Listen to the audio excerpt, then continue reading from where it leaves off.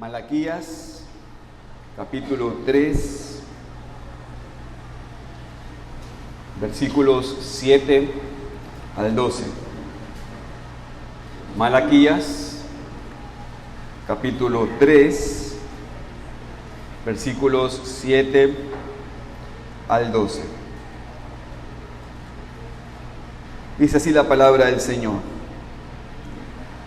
Desde los días de vuestros padres os habéis apartado de mis leyes y no las guardasteis. Volveos a mí y yo me volveré a vosotros, ha dicho Jehová de los ejércitos. Mas dijisteis, ¿en qué hemos de volvernos? ¿Robará el hombre a Dios? Pues vosotros me habéis robado. Y dijisteis, ¿en qué te hemos robado? En vuestros diezmos y ofrendas. Malditos sois con maldición, porque vosotros la nación toda me habéis robado. Traed todos los diezmos al alfolí, y hay alimento en mi casa. Y probadme ahora en esto, dice Jehová de los ejércitos, si no os abriré las ventanas de los cielos y derramaré sobre vosotros bendición hasta que sobreabunde. Reprenderé también por vosotros al devorador, y no os destruirá el fruto de la tierra, ni vuestra vid en el campo será estéril, dice Jehová de los ejércitos. Y todas las naciones os dirán, bienaventurados, porque seréis tierra deseable, dice Jehová de los ejércitos. Amén. Pregunta: ¿es verdad de que si nosotros ofrendamos a Dios, Él promete bendecirnos abundantemente? Claro que sí. Y no entraste hoy a la iglesia equivocada, por cierto. Lo que apenas dije, hermanos, es una verdad de las Sagradas Escrituras que ningún cristiano debería ni debatir. Si ofrendamos a Dios, Él promete bendecirnos abundantemente. Vemos esto en el Antiguo Testamento como también lo vemos en el Nuevo Testamento. Claro, este principio se puede malentender, así como ser aplicado y predicado de manera torcida. Pero solamente porque alguien puede torcer una doctrina, no significa que rechazamos la doctrina. No significa que hay problema con la doctrina. Si nosotros ofrendamos a Dios, Él promete bendecirnos abundantemente. Tenemos aquí en nuestro pasaje el ejemplo de Israel. Ellos no habían creído que Dios los amó, ni que Dios era el Dios de justicia. Por eso es que estaban ofreciendo sacrificio inapropiado a Dios y viviendo conforme a sus pasiones, casándose con incrédulos y divorciando a sus esposas. Dios estaba usando a Malaquías, su mensajero, para hablar en contra de su pueblo, para confrontarlo con su pecado. Dice el versículo 7 de nuestro pasaje, por favor acompáñenme allí. Dice que desde los días de vuestros padres os habéis apartado de mis leyes y no los guardasteis. Y mientras Dios puede estar refiriéndose al pecado específico y lo va a tratar en estos versículos, hermanos, parece que este es el versículo que nos dice cuál era el problema en resumen que tenía Israel. ¿Cuál es el problema en resumen según el versículo 7? Israel se había apartado de Dios. Y esto no había empezado recientemente, sino que ya venía con un par de generaciones. Ellos se habían apartado de las leyes de Dios, no estaban guardando las leyes de Dios ya hace rato. Y por eso dice, volveos a mí y yo me volveré a vosotros. Hermanos, esta es la raíz del tema aquí. Dios es misericordioso, Él promete regresar a su pueblo en bendición. Aunque fíjense que estaba exigiendo, ¿qué cosa exigía Dios? El arrepentimiento. El pueblo no podía clamar a Dios y esperar su bendición y la plena comunión con Él si continuaban en su pecado. Ellos tenían que hacer cambios primero. Pero Israel no estaba dispuesto a hacerlo, porque aún después de tanta confrontación por medio de Malaquías, todavía el pueblo estaba en sus pecados. Ellos no querían ver su pecado, no querían arrepentirse. ¿Cómo responde Israel? Ellos dicen, ¿no? ¿En qué hemos de volvernos? Ellos preguntan, ¿volvernos? ¿Cómo? ¿De qué estás hablando? Ya estamos contigo. Somos judíos, somos el pueblo escogido, no nos hemos apartado. ¿Tenernos que volver de qué? Pero obviamente sí. Es lo que vemos de hecho en todo el libro de Malaquías. Pero hermanos, lo que más impacta aquí es cómo Dios les dijo que tenían que volverse. El texto dice que debían de volverse a Dios por medio de no robarle a Él. Interesante. ¿Robará el hombre a Dios? Fíjense que antes les dice, volveos a mí. Antes les dice, ustedes se han apartado de mis leyes, vuelvan a mí. ¿En qué? ¿Cómo volvernos? Yo te voy a decir cómo. Me han robado. El texto dice, ¿robará el hombre a Dios? Pues me habéis robado. Y dijisteis, ¿en qué te hemos robado? En vuestros diezmos y ofrendas. Dios dijo, si quieren regresar a mí, empiecen con esto, dejen de robarme. Y denme otra vez los diezmos y las ofrendas. Ahora, hermanos, creo que esto es sorprendente y debería sorprendernos, porque Dios, aquí es interesante, ¿por qué Dios mencionó esto como la manera en la cual el pueblo debía regresar a Él? ¿Por qué Dios no menciona otra cosa? Si nos ponemos a pensar, mis queridos hermanos, aquí vemos claramente la infinita sabiduría de Dios. Porque Él sabe, hermanos, lo que nos afecta. Él sabe lo que le afecta al ser humano. ¿Y sabe lo que le afecta al ser humano? ¿Sabe qué es lo que controla al ser humano? El dinero, el billete, el kushki, el billuyo, el guiso. ¿Qué otra palabra hay? Eso es lo que nos afecta y nos controla. Y lo que hacemos con nuestro dinero es una señal de lo que hay en nuestro corazón. Entonces, en este mensaje, hermanos, deberíamos pensar en este tema. No podemos evitarlo y ser fieles a la palabra de Dios. Yo sé que este tema causa mucha incomodidad en muchas personas aquí. Pero aquí está la palabra del Señor, es inspirado y es útil para todos nosotros. Hermanos, reconocemos que muchas iglesias en nuestro país hablan demasiado del dinero. Pero por otro lado, tenemos que reconocer que hay otro extremo, que es más común también en las iglesias de sana doctrina. El extremo de no hablar nunca o muy poco de las ofrendas y de nuestra responsabilidad y privilegio de dar a Dios. Y ese es el otro extremo que también es peligroso.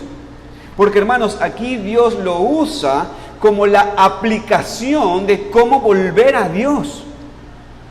Entonces, que pensemos, hermanos, en la importancia de este mensaje y este tema, en el contexto de lo que hemos venido estudiando con el libro de Malaquías. Hermanos, queremos un avivamiento en nuestra iglesia, queremos que el Señor derrame su Santo Espíritu sobre nosotros de manera soberana. ¿Queremos eso o no? Sí queremos. Pues hemos estado aprendiendo, hermanos, que primero viene el arrepentimiento. Tenemos que darnos cuenta de nuestro pecado, arrepentirnos y volvernos a Dios. Ahora la pregunta es, ¿cómo nos volvemos a Dios? ¿Cómo lo hacemos? ¿Qué tenemos que hacer primero? Tal vez alguien diría, pues asistir más a la iglesia, orar más, leer más la Biblia. Y hermanos, por supuesto que estas cosas son buenas y válidas. Pero Dios aquí dice al pueblo de Israel que lo que debería hacer para regresar a Él es dejar de robarle. Es darle a Dios lo que Él merece, el diezmo y la ofrenda. Y hermanos, vamos a considerar cómo esto se aplica a nosotros en el tiempo del Nuevo Testamento. Nosotros como iglesia. Hermanos, nosotros no somos el Israel del Antiguo Pacto. No somos una nación. Nosotros somos el verdadero Israel de Dios. Pero hermanos, el principio es el mismo porque Dios no cambia. Como apenas vimos también en el versículo 6. Y que entendamos que esto es honesto decir que queremos arrepentirnos. Pero hermanos, si decimos que si decimos que queremos arrepentirnos, pero no hacer lo que Dios nos dice, eso muestra claramente de que no hay un arrepentimiento en mi vida. No es honesto para nosotros decir que queremos que el juicio comience por la casa de Dios, decir que queremos que Dios nos purifique y cambie, pero después no hacer lo que Él nos manda en el mismo contexto para mostrar frutos dignos de arrepentimiento. El problema es que hay personas que escucharon el mensaje del domingo pasado y están muchos de acuerdo. Tal vez sintieron convicción de pecado en el domingo pasado. Muchos de ustedes asintieron las cabezas cuando predicamos el culto. De hecho, muchos de ustedes decían amén y muchos de ustedes decían la misma frase que yo decía, ¿no es cierto? Es necesario que el juicio comience por la casa de Dios. ¿Se acuerda que usted dijo eso? Lo tengo grabado, ¿eh? Pero hoy, hermanos, con este mensaje se van a poner duros, muy duros, porque vamos a ser prácticos, porque toca la cartera acá, toca nuestro punto débil, el dinero, el bolsillo. Algunos van a rechazar este mensaje simplemente porque no les gusta. Algunos van a rechazar este mensaje porque han visto abuso del tema del dinero en otras iglesias. Y por eso piensan que son excepciones a la regla. Porque han sido lastimados. Yo vengo lastimado, así que por favor, yo soy excepción ahorita. Algunos van a rechazar este mensaje debido a que por una perspectiva teológica que piensa que también son una excepción. Y espero que no. Pero son posibilidades y por eso las menciono ahora, porque quiero decirles las cosas que su mente puede crear para evitar escuchar este mensaje. Pero aún sea como sea, será una prueba clara de que en verdad no querrá arrepentirse. Solamente querrá sentirse mal por un rato, decir que ha estado bajo convicción de pecado y después continuar con la vida como normal. Que Dios, hermanos, no permita eso. Así que vamos a ver la aplicación inspirada de Dios en cuanto a cómo deberíamos nosotros ser limpiados, cómo deberíamos tener arrepentimiento, cómo deberíamos regresar a Dios. El texto nos dice la aplicación de cómo volvernos a Dios. ¿Qué debería hacer para volver a Dios? Empieza con tu dinero.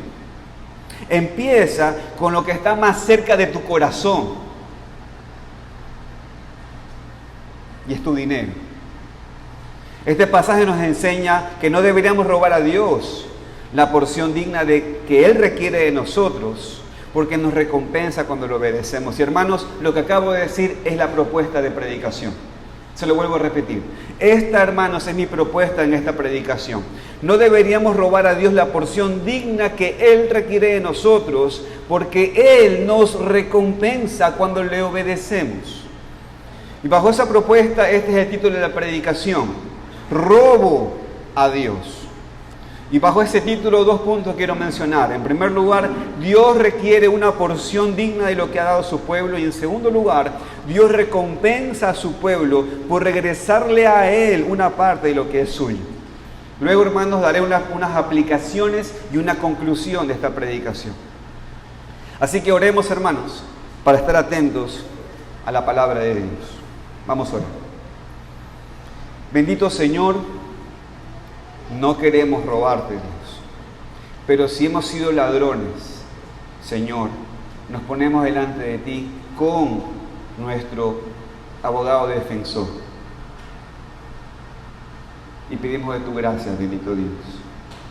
Pero Señor, dentro de esa gracia grande, y como tu palabra también es útil para mostrarnos lo que está mal y corregir lo que está mal, rogamos, Señor, que nos ayudes a corregir. Y tu palabra como también es útil para mantenernos ahora en justicia, rogamos, Señor, que tú nos ayudes a ver en tu palabra esas herramientas para nuestras vidas, para mantenernos en justicia. Señor, guíanos, te lo rogamos. En el nombre de Cristo Jesús. Amén.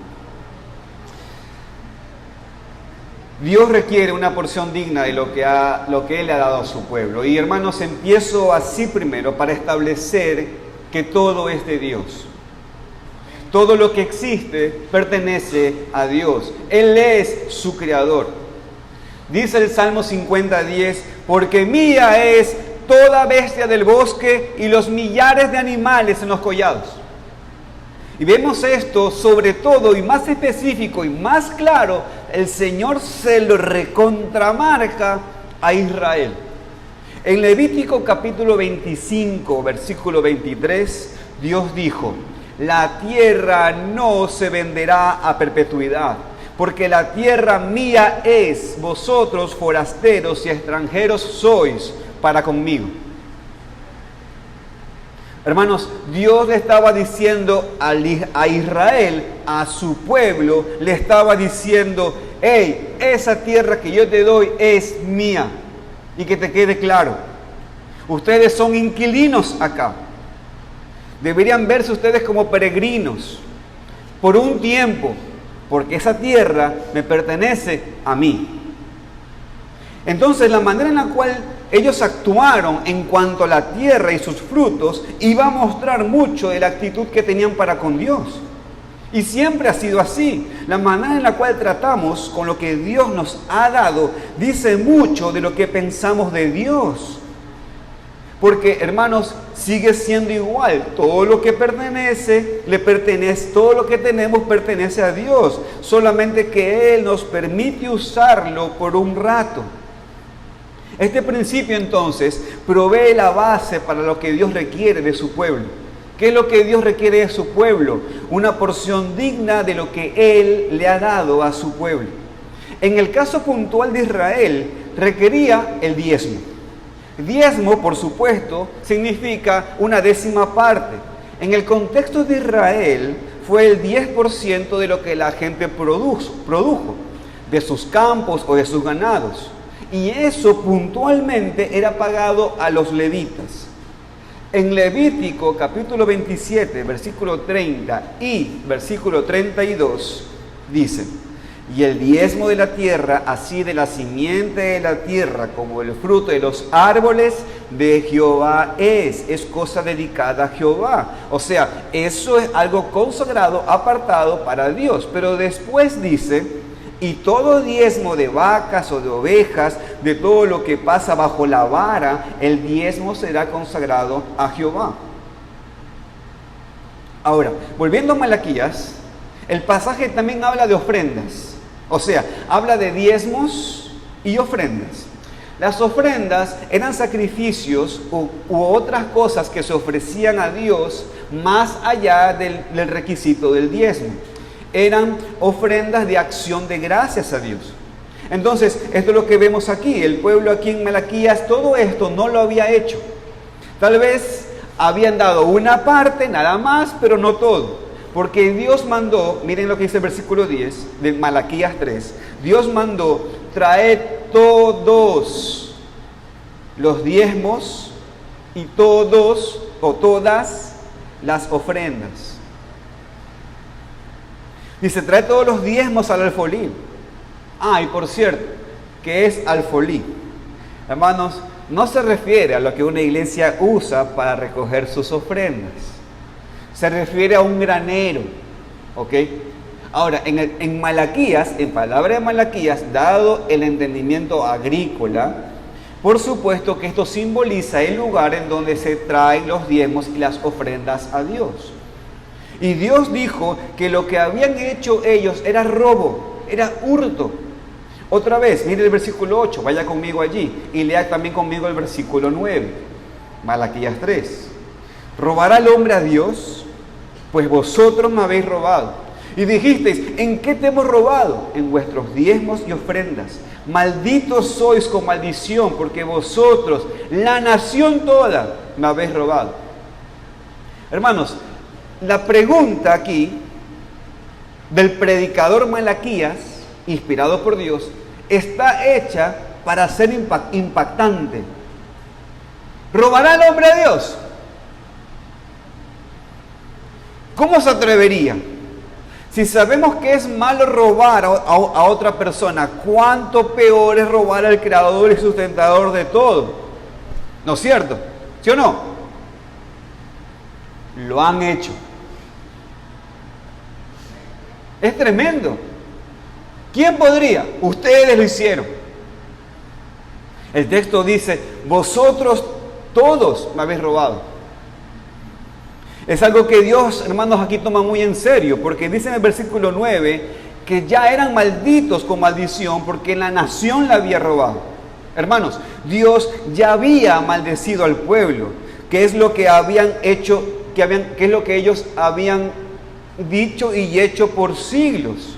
Hermanos, ellos recibieron la ley de Dios en el tiempo de Moisés y después fue predicada por los profetas. Y Dios siempre les dijo las consecuencias de desobedecer la ley de Dios. ¿Y qué pasó? El pueblo en ese momento estaban sufriendo las consecuencias de eso. Y fíjense que Dios dijo que era toda la nación. Ahora, hermanos, cuando el texto dice que era toda la nación, podríamos pensar que no necesariamente individuo por individuo le estaba robando a Dios. Podría ser que algunos individuos eran fieles al Señor. Pero cuando el profeta dice esto, lo que él está apuntando es, este pueblo se caracteriza por robarle a Dios. Entonces, era robo, hermanos, porque no estaban haciendo lo que Dios había mandado. Hermanos, el diezmo no era opcional para Israel, no fue una sugerencia. Y cuando no lo hicieron o lo hicieron nada más en parte, fue considerado como robo a Dios. Y tal vez pensaríamos que tenían razón. Alguien dirá, John, pero a ver, déjame entender espérate ahí, Johncito. Porque de lo que hemos estado estudiando, los sacerdotes eran unos delincuentes, ¿o no? Eran unos delincuentes. De hecho, este libro prácticamente es dedicado a ellos. Entonces alguien dirá, John, espérate un ratito. Esos sacerdotes este diezmo era para mantener a los sacerdotes y los levitas. Y los sacerdotes y los levitas eran delincuentes. Eran tremendos pecadores. Aparte, estaban cansados y fastidiados de trabajar en el templo. Se casaban con incrédulas. Divorciaban como se les daba la gana. A eso tengo que ofrendarme. A eso tengo que mantener con la mía. Hermanos, pero los mandamientos de Dios no son dependientes de la conducta de los líderes. Los mandamientos de Dios no son dependientes del pueblo que está allí. Hermanos, el pueblo de Dios no tiene excusa nunca para pecar o para desobedecer a los mandatos de Dios. Hermanos, el diezmo y la ofrenda eran para Dios ante todo. Fue su mandamiento y la nación había sido infiel y desobediente. Ahora, hoy en día, todavía, hermanos, requiere una porción digna que Él le ha dado a su pueblo. Porque, hermanos, escúchame, Dios todavía es Dios. Él no ha cambiado. Todavía es creador y sustentador de todo. Y todavía todo le pertenece a Él. Y todavía ha dado a su pueblo. Él también te está dando a su pueblo. Y le está dando prestado a su pueblo de lo que es suyo. Por tanto, lo que requiere es que nosotros seamos fieles en regresarle a Él una parte de lo que Él nos ha dado. Ahora, metámonos en el fango. Vamos al debate. El conflicto, hermanos, en esto, a veces, en nuestras mentes, y en la mente de los cristianos es, si esto se cumple en el Nuevo Testamento, y ahora viene la pregunta, ¿cuánto es la parte que Dios requiere de su pueblo? Esa es la pregunta. ¿Cuánto es la porción digna? En palabras guayacas, ¿de cuánto estamos hablando? ¿Es un diezmo? O sea, un 10% o una ofrenda, u otra cosa, o un vuelto. ¿Cuánto es? Tenemos que ser muy claros aquí, hermanos, para que estemos en un mismo sentir en esta iglesia local. Porque, en primer lugar, para los que quieren decir, John, no usen Malaquías para hablar del diezmo y mi ofrenda a Dios, porque es del Antiguo Testamento y no estamos bajo la ley, sino bajo la gracia, dicen algunos, pues a ellos mi respuesta es esta. Con amor, Con amor. Todos los demás mensajes que he predicado del libro de Malaquías y que he predicado de Esdras, de Esther, de Ageo, de Zacarías, de los Salmos y todos los libros que voy a predicar del Antiguo Testamento que vienen, ¿qué vas a hacer con todo ello? Tampoco se aplica a ti. Entonces, mi querido hermano, quiero que seas consistente el Antiguo Testamento es para nosotros. Claro que sí. No es raro usar Malaquías 2 para explicar que Dios odia el divorcio, por ejemplo. Pero entonces no podemos usar Malaquías 3 para decir que estamos robando a Dios cuando no le damos lo que merece. Eso es una inconsistencia, porque aceptamos lo que nos gusta y rechazamos lo que nos hace sentir incómodos. Ahora, habiendo dicho esto, hagamos una pregunta. ¿Es exactamente lo mismo el diezmo aquí para Israel, lo que Dios requiere de su pueblo hoy en día? Respuesta, claro que no. Claro que no. Los diezmos eran impuestos. Eran parte de la ley civil para Israel como nación étnica. Y sería una mala interpretación de la palabra de Dios aplicar el tema del diezmo y directamente aplicarlo en la iglesia hoy en día. Sería incorrecto. Pero hermanos, tampoco Malaquías aquí, tampoco no nos dice nada. Malaquías nos dice exactamente lo que es la actitud de Dios en contra de su pueblo cuando su pueblo es mezquino con él. Esto es lo que está mostrando Malaquías. Malaquías nos muestra la actitud que Dios tiene para con nosotros, las cosas que Él tiene para con nosotros cuando nosotros tenemos una actitud de mezquindad. Cuando no le da a Dios lo que merece. Dios lo considera como robo. Hermanos, Dios no te ve como, eres un tacaño. No, lo ve como, me estás robando. Ven cómo cambia el tema. ¿Saben por qué? Porque todo es suyo, no nuestro. Y ese es el problema ante todo. Hermanos, escúchenme, no se trata de un porcentaje que deberíamos dar. El problema es que consideramos que nuestro dinero es nuestro. Y por eso podemos decir nosotros qué hacer con él, cuánto dar o cuánto gastar. Voy a hablar serio acá ahorita.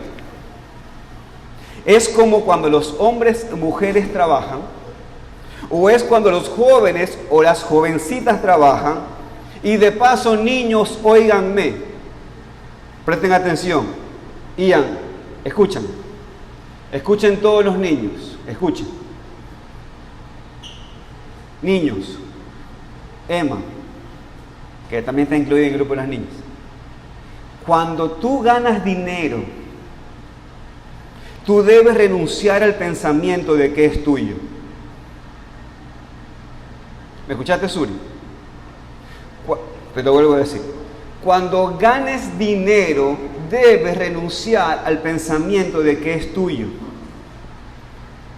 Nunca lo ha sido ni será. Escúchame todos. Tu dinero, mi querido esposo, es de tu esposa. ¿Cuánto? Todo. Tu dinero, mi querida esposa, es de tu esposo, todo. Tu dinero es de tus hijos. Tu dinero es de tus padres. Joven que está acá, cuando tú haces dinero, ese dinero tiene que ir íntegro a tus padres. Íntegro. Si tú vives bajo su techo, ese dinero es de él, ese dinero es de ella, de tus padres. No es tuyo, nunca ha sido tuyo. Y esposo que estás aquí, y esposa que estás aquí, escucha exactamente lo mismo. El dinero que tú ganas no es tuyo, nunca lo fue. Lo ganaste para otro. Guárdalo en tu mente y en tu corazón para siempre. Por lo tanto, no seas mezquino. No ganaste un dinero para darle un porcentaje a ellos. No seas ridículo. Sale de ese mundo de fantasía. Tú ganaste un dinero, es para todos ellos, es para ellos, es de ellos, no es tuyo. Tú lo ganaste para otro. Y en este mismo sentir, pero aún mayor, delante de Dios, nuestro dinero es de Dios. Somos solamente mayordomos, administradores. Tu dinero no es tuyo, le pertenece a Dios. No tienes nada que Dios no te ha dado, no tienes nada que no es de Dios. Por eso es robo no darle la ofrenda, es robo no darle toda la ofrenda, es robo no darle un porcentaje apropiado y generoso y sacrificial. Es robo porque a lo que le llamas tu dinero es de Dios. Porque no sería robo si el dinero fuera tuyo. ¿Estamos de acuerdo o no estamos de acuerdo? Porque entonces solamente te diría, eres un tacaño. Eso es lo que te diría Dios. Pero Dios no te está diciendo eso. Hermano, escúchame. Si tú decides no dar a Dios, dado que el dinero es tuyo, tú no estarías robando a Dios, porque el dinero es tuyo. Es tu derecho, es tu dinero. Tú puedes decidir hacer lo que quieras con ese dinero y darle a quien tú quieras. Pero no dar a Dios es robo porque es de Él, es hurto, porque tú tienes su dinero, el dinero de Él, y no quieres devolverlo. Te cuesta muchísimo devolverlo. Y hermanos, lo que estoy diciendo no es nada nuevo en cierto sentido. ¿Sabe por qué digo que no es nada nuevo? Esto no es una de las primeras cosas que le enseñamos a nuestros hijos. O sea, no enseñamos a nuestros niños a no quedarse con algo que no es suyo. ¿No enseñamos eso? Bueno, a mí me enseñaron. ¿Al resto? ¿No enseñamos eso? ¿Eso es tuyo? No, déjalo allí. Bueno, ahora para ti mismo. Para ti mismo, mírate el bolsillo y eso tampoco es tuyo. Déjalo allí. Ahora, sigue la pregunta, ¿no? ¿Y cuánto deberíamos darle? Eso es lo que todos quieren saber, ¿no es cierto? Bueno, estoy de acuerdo que lo que dijo un pastor americano, él viendo un comentario con respecto a esto. El comentarista contó su experiencia, que también era la experiencia de este pastor americano, donde muchas veces los cristianos preguntan a sus pastores si los cristianos hoy en día están bajo la obligación a diezmar. El problema es que la respuesta no es un simple sí o no, porque la manera en la cual haces la pregunta muestra la actitud de tu corazón, y ese es el problema. Porque como ese pastor que leí dijo, y yo también estoy de acuerdo, parece que generalmente la razón por la cual alguien pregunta si tiene que diezmar o pregunta cuánto debería dar a Dios o cuál porcentaje es, porque quiere saber lo que es lo más mínimo en verdad. Eso es lo que realmente quiere preguntar. Detrás de toda la pregunta es cuánto es lo que tengo que dar al Señor, y lo que está buscando, la respuesta es, por lo menos ya sé que eso es lo mínimo que tengo que dar para estar bien con Dios. Y ese es el problema. Porque la respuesta es no. El diezmar no es un mandamiento para la iglesia del Nuevo Testamento. Fue una regla para Israel como nación, con la intención de la manutención de los levitas ante todo. No leemos en ninguna parte del Nuevo Testamento el mandamiento del dar el 10%. No lo menciona. Pero hermanos, no me gusta responder así a la pregunta, por lo que sucede así como está sucediendo ahora, en este preciso momento, en sus mentes aquí, escuchando este mensaje. No tengo que dar el 10%. ¡Qué bueno! Porque tampoco podría. Voy a seguir ofreciendo mis moneditas que encuentre en mi bolsillo antes del culto. O en el mejor de los casos, alguno está pensando, qué bueno, pensaba que tenía que dar el 10% y no me es posible, así que voy a seguir dando mi 2% o mi 5%. Y por cierto, de estos dos ejemplos que acabo de mencionar, el ejemplo 2, del dar el 2%, el 5%, es mejor que el primer ejemplo, porque al menos esa persona que está dando el 2 o el 5% está dando algo planeado. Pero esa actitud no es la correcta, hermanos. No es cristiana esa actitud. No damos a Dios lo que resta. Damos a Dios de las primicias. Te voy a dar un ejemplo. ¿Qué parte del pollo te gusta, Israel? La pechuga. Ya. Entonces de repente, supongamos, en el contexto de tu mesa, está el pollo asado y la primicia sería la pechuga. ¿No es cierto? Ya.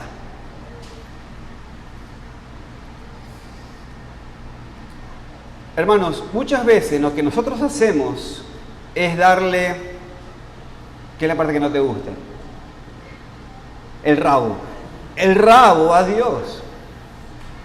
No, ¿cómo es que la parte que te toca a ti? La rabadilla es buena, ñaño. La rabadilla, ya. El cuero, ya. Eso es lo que sucede.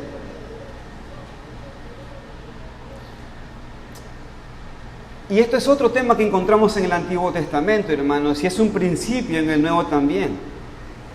Hermanos, recibes tu salario y la primera cosa que deberías hacer no es apartar el pellejo, no es apartar la cola, es apartar lo que vas a dar a Dios, porque eso es lo que Él merece.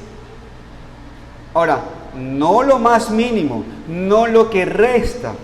Dios no está buscando cierto porcentaje de ti para que tú estés bien con Él. Él te quiere a ti. Él te quiere completo, cuerpo, alma, todo. Él te quiere así como un culto racional a Él. Él quiere un corazón sacrificial y generoso de ti.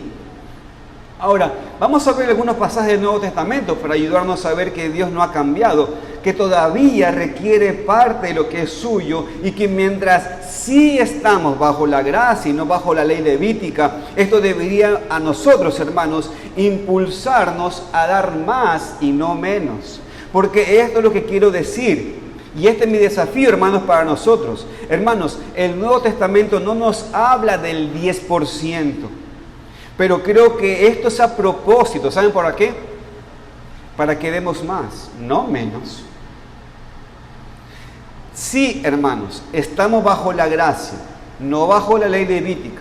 Por eso, de hecho, se da más. Pero ¿qué es lo que hace que usted dé más? Pues es el hecho de que usted sea un corazón regenerado. Hermanos, se lo voy a poner de esta manera. Hablo al creyente. El que es creyente tiene oídos para oír. Escuche. Cuando usted piensa en los 10 mandamientos, no esto, no esto, no esto, no esto, no esto. Sí o no, mi hermano, que usted ya no piensa en no esto, no esto, no esto, no esto, sino que ahora usted piensa en ama a Dios y ama a tu prójimo. Te das cuenta que la ley de Dios supera esa manera no bíblica de ver las cosas. No solamente doy lo que es por ley, sino doy en la ley de Cristo, que es en base al amor. Entonces supero lo que es la ley. ¿Lo ven? ¿Qué crees, hermanos, que esto significa que deberías dar menos? Por supuesto que no. Y continúo con este comentario del pastor americano. Este pastor americano sigue mencionando el comentario que leyó. Este comentarista era un pastor presbiteriano en Estados Unidos en el siglo pasado y él dijo: mientras no se nos requiere dar un 10% específico de nuestros ingresos, es difícil pensar que un cristiano normal, bendecido con la plenitud del Evangelio de Jesucristo, daría menos. Porque, hermanos, cuando vamos a los testimonios bíblicos, no vemos que los hombres, cuando digo testimonio bíblico, acuérdense, cuando vemos los ejemplos que encontramos en la Biblia, no vemos que los hombres daban el mínimo. Vemos que ellos daban todo lo que tenían. ¿Por qué un cristiano daría menos que ese 10% que fue requerido bajo la ley levítica? Y cito esto, hermanos, para que sepan lo que otros también observan y creen bajo este tema. Pero mejor vamos a la palabra del Señor, hermanos. Vaya conmigo, por favor, a 2 Corintios, capítulo 16, versículos 1 y 2. Primera los Corintios, capítulo 16, versículos 1 y 2. Dice el texto: en cuanto a la ofrenda para los santos, haced vosotros también de la manera que ordené en las iglesias de Galacia.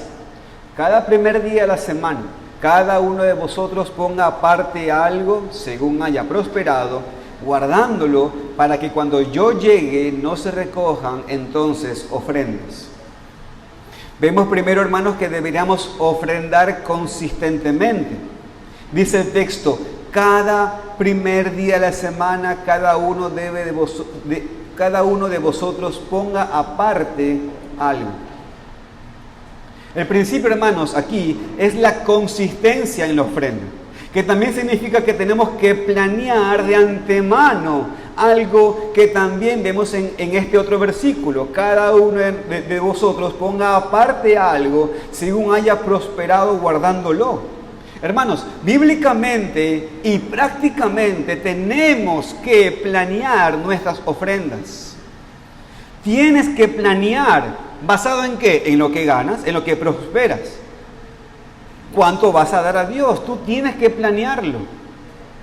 Alguien estará diciendo, ok, pero sigo la pregunta, John, ¿cuánto debería dar? Vaya conmigo, por favor, a 2 Corintios capítulo 9, versículo 7.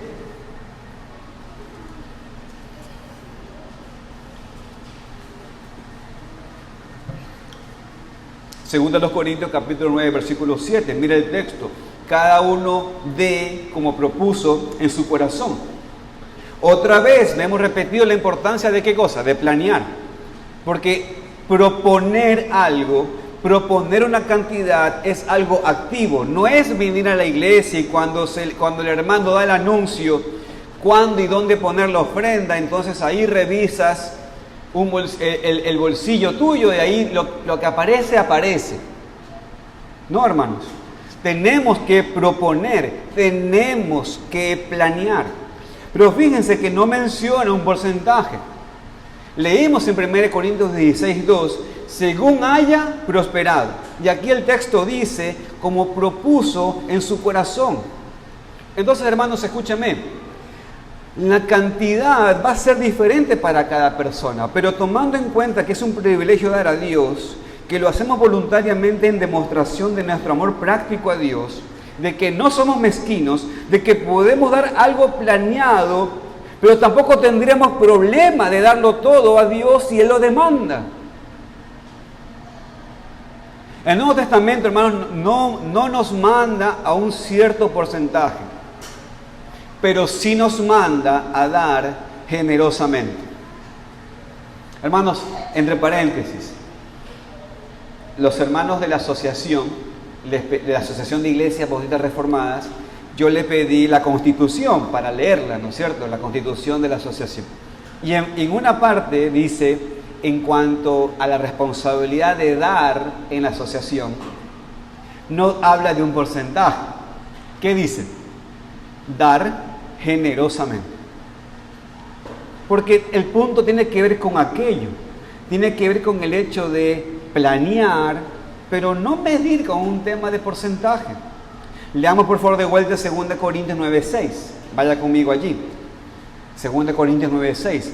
Pero esto digo, el que siembra escasamente, también segará escasamente, y el que siembra generosamente, generosamente también segará. Hermanos, por favor, pónganle atención a la palabra pero. Porque si bien nos viene diciendo que tenemos que dar planeado y de manera generosa, luego contrasta eso con, pero escuchen, el que siembra escasamente, escasamente cosechará. No podemos ignorar, hermanos, la palabra de Dios aquí. Hermanos, solamente porque este versículo ha sido mal usado, mal interpretado, no significa que no sea la verdad para nosotros. Y de hecho, hermanos, este versículo está en el contexto de las ofrendas de una iglesia local para otras iglesias que estaban en necesidad. El apóstol Pablo dice, inspirado en el Espíritu Santo, el que siembra escasamente también segará escasamente, el que siembra generosamente, generosamente también segará. No podemos ignorar, hermanos, la palabra de Dios porque nos haga sentir incómodos. Este versículo, hermanos, escúcheme, no es un versículo carismático. Pero por supuesto, Pablo no termina allí. El versículo 7 dice, cada uno dé como propuso en su corazón, no con tristeza ni por necesidad, porque Dios ama al dador alegre. En este texto, hermanos, vemos el motivo del corazón. Damos así, ofrendamos así, no con tristeza ni necesidad, sino con alegría. Hermanos, así es o así debería ser la actitud de nuestros corazones cuando damos la ofrenda los domingos. Deberíamos estar gozosos, alegres, no dando con tristeza, porque Dios ama al dador alegre. Entonces, en el Nuevo Testamento también vemos los mismos principios que vemos en Malaquías y de hecho de manera más clara y directa. Óigame, hermanos, todo pertenece a Dios y somos mandados a devolverle una porción digna de lo que ya es suyo. Somos mandados a ofrendar de manera consistente, consciente, generosa y gozosa. Y hermanos, si no hacemos esto, si no devolvemos a Dios una porción digna de lo que Él nos ha dado, pregunta, ¿qué es?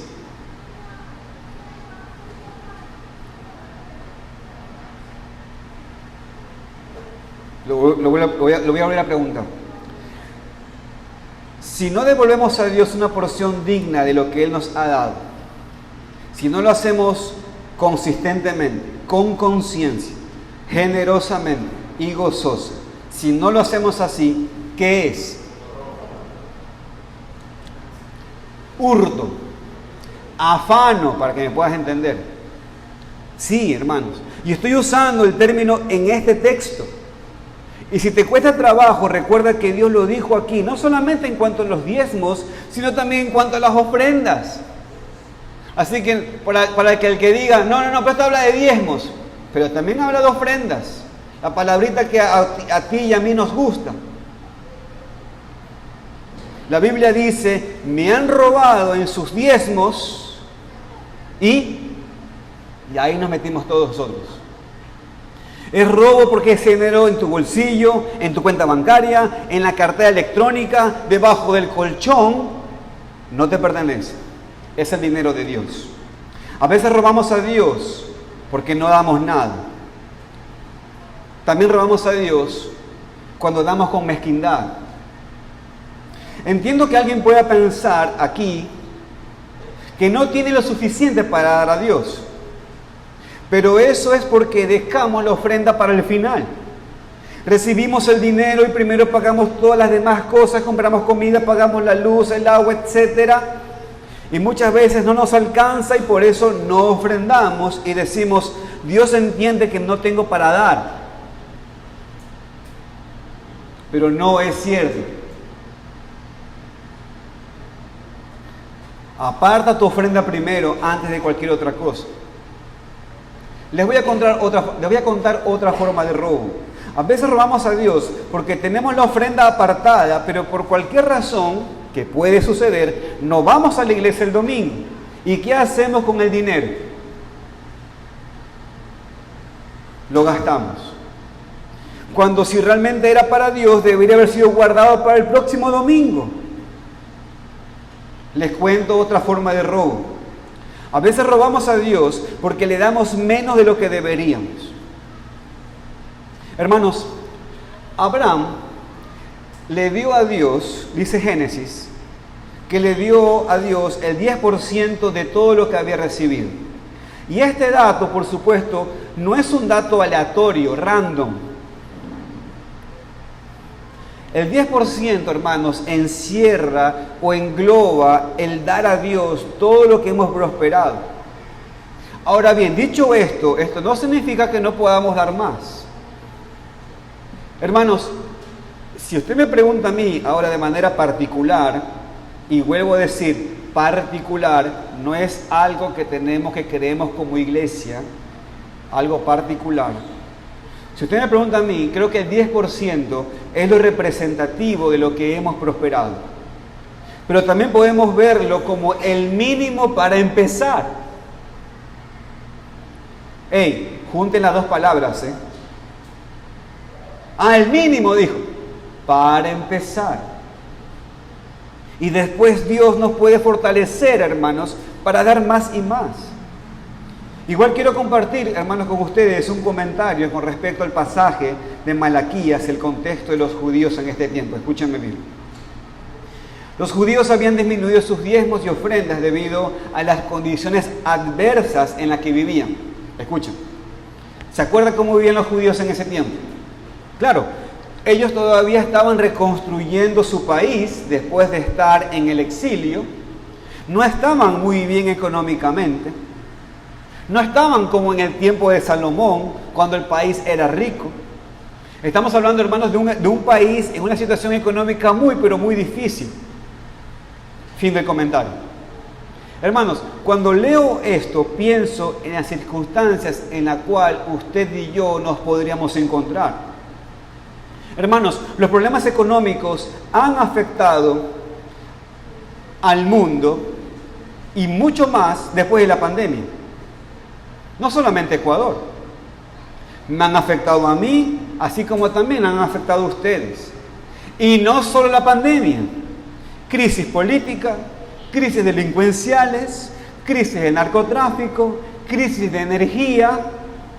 Ya todo esto, ahora tener que invertir y hacer un presupuesto para cubrirme de la próxima pandemia, para cubrirme de la próxima crisis política, para cubrirme de la próxima crisis energética, para cubrirme de la constante crisis delincuencial, y todo eso podría afectar realmente nuestra economía.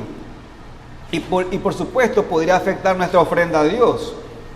Pero hermanos, escuchen, ¿ustedes recuerdan cuándo comenzó esta obra aquí en esta iglesia? Fue en el tiempo de la pandemia justamente. Éramos 8 personas y el Señor trajo más personas y junto con eso más necesidades. Las ofrendas aquí, hermanos, no bajaron, sino subieron. Y por eso nuestra iglesia ha sido sostenida y Dios nos ha cuidado en todas las cosas que hemos necesitado. Conozco de personas aquí que en medio de la pandemia tuvieron que vivirla en otro país y Dios los cuidó y los sustentó. Y aún el día de hoy nuestras crisis son peor que las de la pandemia. Pero las circunstancias, hermanos, no marcan nuestros pasos.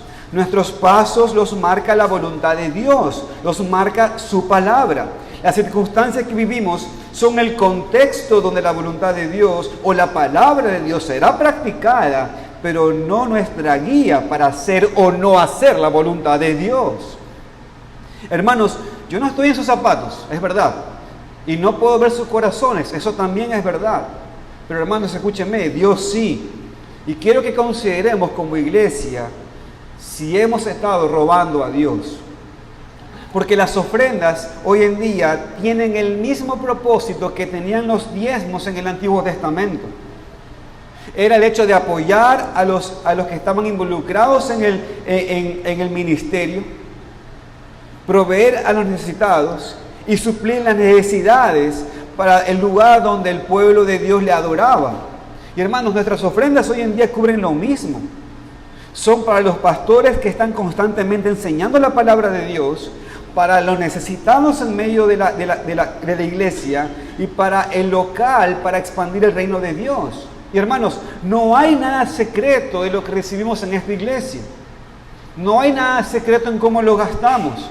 Todo es transparente. Y hermano, escúcheme bien. Usted tiene acceso a la contabilidad de la iglesia. Usted puede ver, puede hablar con el tesorero de nuestra iglesia y le puede pedir un reporte. Y los que no son miembros también pueden tener acceso. No hay ningún problema de preguntar por nuestros números, cómo se usa el dinero, cómo se recibe el dinero. Entiendo que muchos pueden haber sido lastimados por el abuso de esto en otras iglesias, pero tampoco eso es razón para no ofrendar o no ofrendar como deberíamos. Hermanos, primero porque las ofrendas son de Dios, y en segundo lugar porque hay que rendir cuentas. Lo cierto, hermanos, es que la manera en la cual ofrendamos muestra cómo pensamos de Dios. Si tú reconoces que Él es bueno, bondadoso y que todo pertenece a Él, no va a ser para ti difícil ofrendar a Él de manera correcta y generosa. Pero si tú dices, ¿dónde está el Dios de justicia? Si tú piensas que Él no te da lo suficiente como para que puedas ofrendar o que merece lo más mínimo posible, claro que vas a tener un problema con este principio bíblico. Pero no es simplemente que todo pertenece a Dios, porque tenemos todavía un recurso más en la Biblia por el cual todo le debemos a Dios. ¿Y saben cuál es? El hecho de que Él nos haya enviado a su Hijo Jesucristo. Y si estás aquí sin Cristo, mi querido amigo y amiga, todavía en incredulidad y todavía en tus pecados, por favor, escúchame, y escúchame bien, no ofrendes más. Si estás aquí sin Cristo, no ofrendes más. Porque esa ofrenda a ti te está confundiendo la mente. Posiblemente estás pensando que así vas a estar bien con Dios. No es que Dios necesita tu dinero, ni puedes merecer algo de Él debido a lo que das en la iglesia. Tú necesitas al Señor, tú necesitas a su Hijo Jesucristo, tú necesitas ser perdonado de tus pecados. Tus pecados no son perdonados por las cosas que das, sino que tus pecados son perdonados cuando te reconoces pecador delante de Dios y pones tu fe en el Señor Jesucristo. Así que con humildad, ven al Señor y recibe el perdón de tus pecados. Y cuando eres salvo, entonces tu actitud va a cambiar en cuanto a tu dinero. Y como hijos, mis hermanos que están aquí, Dios nos da todo lo que necesitamos. Es lo que vemos en el pasaje famoso de Mateo capítulo 6, versículo 25 al 33. El texto dice, no os afanéis por vuestra vida, qué habéis de comer o qué habéis de beber, ni por vuestro cuerpo, qué habéis de vestir. ¿No es la vida más que el alimento y el cuerpo más que el vestido? Mirad las aves del cielo que no siembran, ni ciegan, ni recogen en graneros, y vuestro Padre Celestial las alimenta. ¿No valéis vosotros mucho más que ellas? No os afanéis, pues diciendo, ¿qué comeremos o qué beberemos o qué vestiremos? Porque los gentiles buscan estas cosas, pero vuestro Padre Celestial sabe que tenéis necesidad de todas estas cosas. Mas buscad primeramente el reino de Dios y su justicia, y todas estas cosas os serán añadidas. Hermanos, Dios provee todo lo que necesitas, entonces no le robes. No le robes. Ten buena actitud, no le robes. No des una parte, no le robes. Date todo a Él. Ofrenda de manera sacrificial y generosa, porque así es como Dios te ha amado a ti. Pero también es maravilloso que este pasaje no termina allí. Aunque no es tan maravilloso para ustedes que yo no he terminado con el mensaje. Perdón, hermanos. Me he emocionado. Pero permítanme desarrollar el segundo punto, porque el segundo punto nos da mucha gracia, en verdad. Hermanos, es maravilloso que este pasaje no termina aquí, que Dios simplemente merece todo y ya, no. Porque el pasaje también nos dice que Él recompensa a su pueblo por regresarle a Él una parte de lo que es suyo. Hermanos, esto que acabo de decir es pura gracia de Dios. Porque, hermanos, escúchenme, pregunto, ¿Dios tiene que hacerlo? ¿Dios tiene que recompensarnos por darle a Él lo que es suyo? Por supuesto que no. Pero Él lo hace. Él lo hace, hermanos. ¿Y sabe lo que nos dice? Pruébenme. Pruébenme. Probemos. Hermanos, Él dice, pruébenme.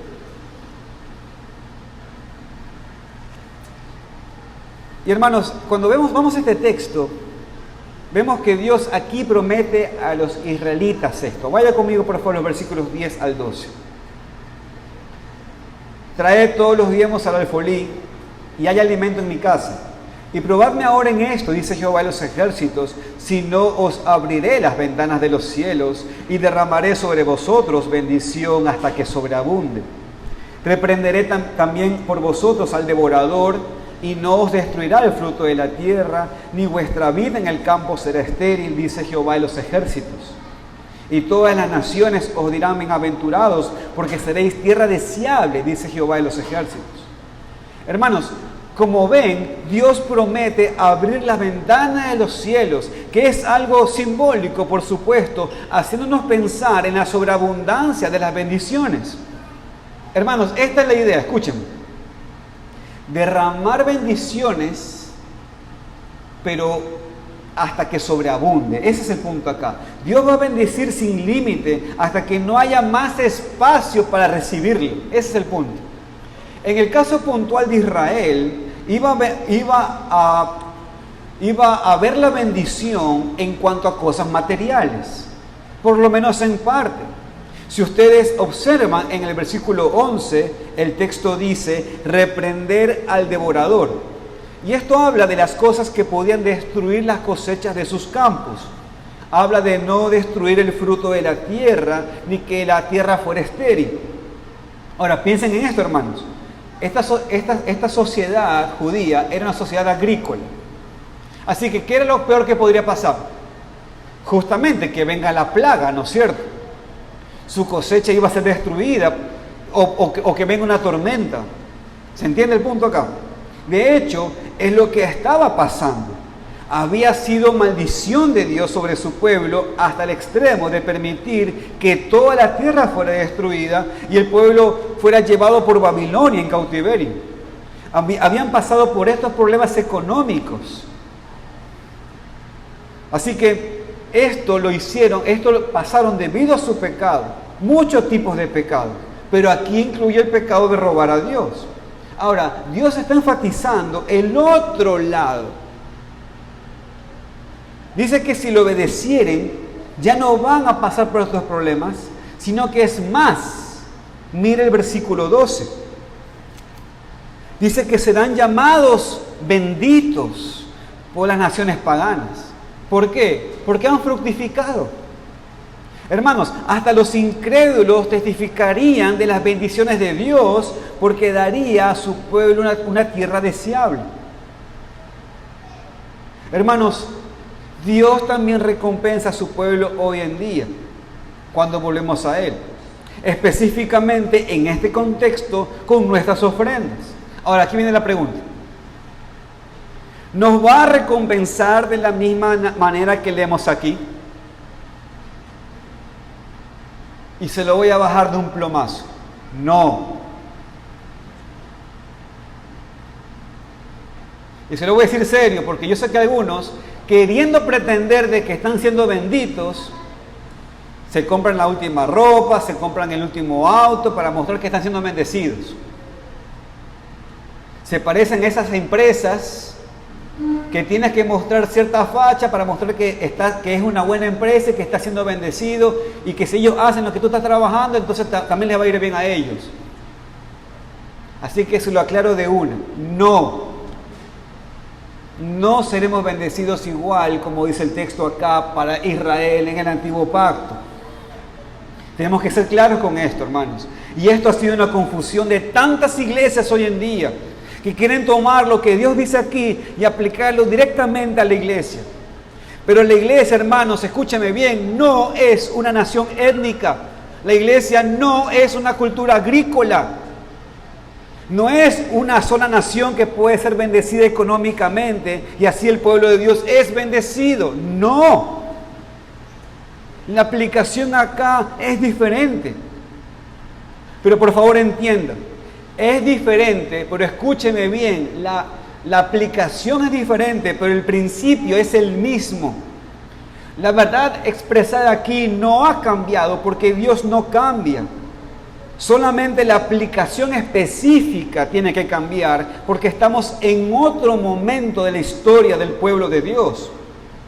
Antes, el pueblo de Dios espiritual habitaba en una región de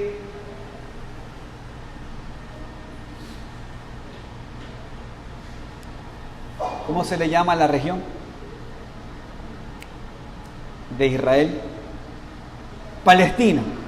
Antes el pueblo de Dios habitaba en una región que era la región palestina, y en ese lugar geográfico vivían judíos que no eran creyentes y judíos que eran creyentes. Por lo tanto, ahí había prosperidad en esa tierra bajo estas promesas. El pueblo de Dios hoy no habita en un lugar específico de tierra, ¿se entiende? Por lo tanto, estas bendiciones no tienen que ver con cosas de la economía o cosas materiales. El momento de la historia del pueblo de Dios hoy es diferente a la de antes. Ahora, pero insisto con la pregunta, ¿Él puede bendecirnos económicamente? Sí. Eso sí, ¿Él puede bendecirnos económicamente? Sí. Dios puede bendecirnos, hermanos, como Él quiera. Como también Él puede no bendecirnos económicamente, pero aún así bendecirnos de otra manera, porque no se trata de bendiciones económicas aquí. Sigamos poniendo esto a prueba, hermanos. ¿Está obligado el Señor a bendecirnos económicamente y con cosas temporales para cumplir su promesa? No. Puede bendecirnos en muchas maneras, hermanos. Nos bendice en su Hijo Jesucristo ante todo, en la plena bendición, en la comunión con nuestro Dios ante todo. Pero quiero enfatizar el principio. Dios no es mezquino con sus bendiciones. Y tú nunca puedes dar más a Dios de lo que no es posible. Eso no es posible, perdón. Cuando obedeces a Dios, hermano, escúchame, Él promete bendecirte. Y específicamente, aún el Nuevo Testamento dice que cuando ofrendamos a Dios, Él promete bendecirnos. Una vez más, lo voy a volver a leer. Escuche. Pero esto digo, el que siembra escasamente también segará escasamente, y el que siembra generosamente también segará. Cada uno dé como propuso en su corazón, no con tristeza ni por necesidad, porque Dios ama al dador alegre. Y poderoso es Dios para hacer que abunde en vosotros, ¿qué cosa? Toda gracia, a fin que teniendo siempre en todas las cosas todo lo suficiente, abundéis para toda buena obra. Como está escrito, repartió, dio a los pobres, su justicia permanece para siempre. Hermanos, cuando sembramos escasamente, también vamos a segar escasamente. Cuando damos con tristeza y damos poco, no deberíamos esperar mucha bendición de Dios. Y sí, hermano, el contexto aquí es el dinero. Como vemos en el versículo 7, Dios ama al dador alegre. Entonces, que no nos alejemos tanto de la falsedad del evangelio y la prosperidad, la falsa predicación que está en tantas iglesias que terminamos en el otro extremo. No es la verdad que si tú das $100 a Dios, Él promete darte 1,000. No es la verdad que si tú traes las escrituras de tu casa a la iglesia y se las das al pastor, entonces Dios te va a dar todo lo que quieras. No es la verdad. Pero sí es la verdad de que si tú decides ofrendar escasamente, también vas a ser bendecido escasamente. No nos gusta esto para nada, pero es lo que dice la escritura. Dios sí puede bendecirte, mi querido hermano, económicamente, si quiere. Y de hecho muchas veces lo hace, porque como Cristo dijo, el que es fiel en lo muy poco, también en lo más es fiel, y el que en lo muy poco es injusto, también en lo más es injusto. Si pruebas que eres fiel manejando el dinero y los recursos que Dios te ha prestado, que sueltas el dinero y no te aferras a él, y das a Dios generosamente lo que es suyo, probablemente Dios te va a encargarte con más. Pero igual, y si no, ¿se dieron cuenta cómo termina este pasaje en el versículo 8? Vaya conmigo por favor, Malaquías 3:8. Perdón. Ahí en 2 Corintios 9:8. Y poderoso es Dios para hacer que abunde en vosotros toda gracia. Hermano, así te bendice Dios, con la gracia que necesitas para abundar para toda buena obra. Así es como termina el versículo. Así, hermanos, esta es la bendición de Dios. Que tú puedas tener herramientas para trabajar en la obra de Dios. Esa es la bendición. Llenándote con la gracia necesaria para obedecerle al Señor en esta vida. Tal vez no es el tipo de bendición que estás buscando, pero mi querido hermano, escúchame bien, es la mejor bendición que puedas recibir.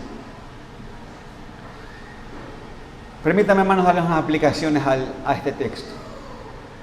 Pregunta: ¿crees todo lo que he dicho en esta predicación? Voy a volver a preguntar. ¿Crees en todo lo que te he dicho en esta predicación? Escucha. Pruébalo. Prueba a Dios. Es lo que dijo en el versículo 10, ¿no? No dice eso. Traed todos los diezmos al alfolí, hay alimento de mi casa, y probadme ahora con esto, dice Jehová de los ejércitos. Hermanos, prueben a Dios. Dios no ha cambiado, hermanos. Prueben a Dios. Ahora, es necesario hacer un paréntesis aquí. Obviamente tenemos que tener cuidado cuando hablamos de probar a Dios. Porque si lo hacemos por incredulidad, como lo hizo Gedeón, buscando pruebas a Dios, pues es pecado y peligroso. Pero cuando Dios mismo nos lo manda a hacer en los contextos que el Señor manda, pues hermanos, sería incredulidad no hacerlo. De hecho, hermanos, tenemos ejemplos en la Biblia de cuando Dios manda probar y personas que no probaron. Hubo un rey horrible. El profeta le dijo: pide para ti señal a Jehová tu Dios. Demándala, ya sea debajo en lo profundo o arriba en lo alto. Y el rey Acaz respondió así, escucha: no pediré y no tentaré a Jehová. Hermanos, ese rey era un delincuente, de lo peor. De lo peor, una de las peores cosas que pudieron haber en el reinado. Y ahora se está mandando de falsa piedad. El profeta le dice: Dios dice que lo pruebes. Pide una señal debajo de la tierra, lo profundo, lo que tú quieras. Y Acaz dijo: no tentaré a Jehová. Hermanos, el contexto es que el rey de Israel y el rey de Siria se levantaron en contra de Judá. Y se levantaron contra el rey de Judá, Acaz. Dios mandó a Isaías, el profeta, con estas palabras. Y Dios le dijo: hey, Acaz, pídeme una señal. Prueba que yo estoy contigo. Prueba que yo te voy a ayudar. Y Acaz, con una falsa piedad, como hombre súper espiritual, dice: no, yo no voy a tentar a Dios. No. Pero Dios mismo le había mandado a pedir señal. Y era una falta de fe, en verdad. Era desobediencia de este rey, era orgullo de este rey, era incredulidad de este rey no hacerlo. Y cuando Acaz habla así, ¿sabe lo que leemos después? Dice la Escritura que Isaías dice: oíd ahora, casa de David. O es poco molestar a los hombres, sino que también molestan a Dios. Isaías dijo esto del rey y a todo Israel: ustedes sí que son molestos, ¿eh? Ustedes sí que molestan a Dios. Él te está diciendo que pidas una señal y con tu falsa piedad dices: no lo voy a hacer. Y por supuesto que esto era reprensible. Ahora le cuento esto, hermanos, ¿por qué? Porque ¿qué es lo que dice el texto? ¿Qué es lo que dice Malaquías? Prueba. Entonces, hermanos, si Dios es Dios y no cambia, entonces que lo probemos bíblicamente. Que lo probemos, así como mandó a Israel aquí, nosotros hagamos lo mismo. Lo haremos con cuidado, con nuestras actitudes, por supuesto. No lo hagamos con un corazón altivo. Pero hermano, prueba a Dios.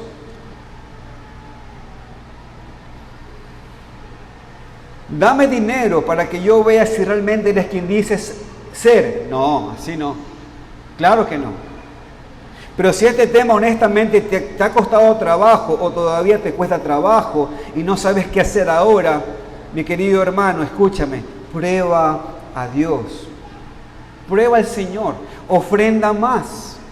Da el 10% para empezar o da más. Aparta tu ofrenda primero de tu salario, ya sea cada día o cada semana o cada 15. Ofrenda generosamente a Dios y mira pues si no abre Dios las ventanas de los cielos para derramar sobre ti bendiciones. Hermanos, escúchenme, que lo hagamos como iglesia, que probemos a Dios con estas ofrendas en los siguientes días, en las semanas que vienen, en los meses que vienen. Probemos la fidelidad de Dios, probemos que Dios no cambia, probemos que Él cuida a sus hijos. Y al hacerlo estaremos volviendo a Dios, como fue el mandamiento al principio de este pasaje. Volveos a mí y yo me volveré a vosotros, ha dicho Jehová de los ejércitos. Pregunta, hermanos, ¿queremos que Dios vuelva a nosotros? Tenemos que volver al primero. ¿Cómo volvemos a Dios? ¿En arrepentimiento, buscando su bendición? Pues sí, y una muestra temprana de eso es que empecemos con nuestras ofrendas. Entonces regresa a Dios, regresa en arrepentimiento y muestra que lo estás haciendo en verdad por medio de tus ofrendas. Prueba a Dios, pruébalo. Prueba si es fiel o no. Prueba si va a proveerte para ti o no. Y como iglesia, hermanos, una vez más, que probemos a Dios con nuestras ofrendas. Que lo hagamos de manera sacrificial y abundante para ver cómo Dios va a bendecir. Así que pregunto, ¿lo haremos juntos o no? Que el Señor sea glorificado, hermanos, en nosotros con esto. Como conclusión, no deberíamos robar a Dios la porción digna que Él requiere de nosotros, porque Él nos recompensa cuando le obedecemos. Amén. Oremos, hermanos.